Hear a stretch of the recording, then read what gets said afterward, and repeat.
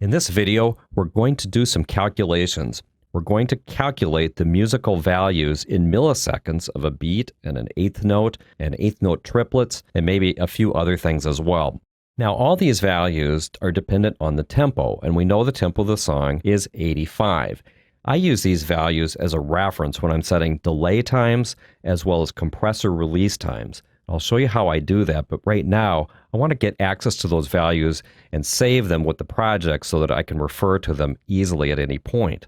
The first thing I'm going to do is type in the variable that we need to know, which is 60,000. 60,000 is the number of milliseconds in 1 minute.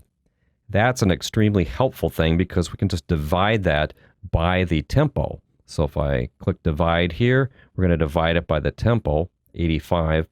So right there, 705.9 is the number of milliseconds in one beat. So I'm going to put this in the project info page, project info.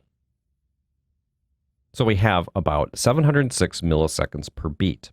I'm going to add this value to the memory in my calculator by clicking right here. Now the milliseconds per eighth note will be half this. So I'll divide this by 2 and you'll see 352.9 milliseconds, about 353 milliseconds, is our eighth note value.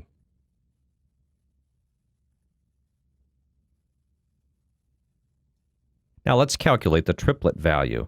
I'll do memory recall and then divide this by 3. So 235 milliseconds per eighth triplet. So those are the key values that I'll probably actually use. I'm going to calculate a couple others just to be safe.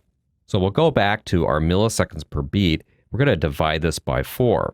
So that's our 16th note value. I'll call that 176.5.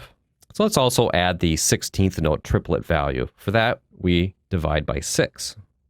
117.6. I'll just say 118. And finally, let's calculate the number of milliseconds in 1 bar of music. So we'll recall the milliseconds per beat again, and here we'll do times 4, and this is the value. So now we've done the most useful musical calculations.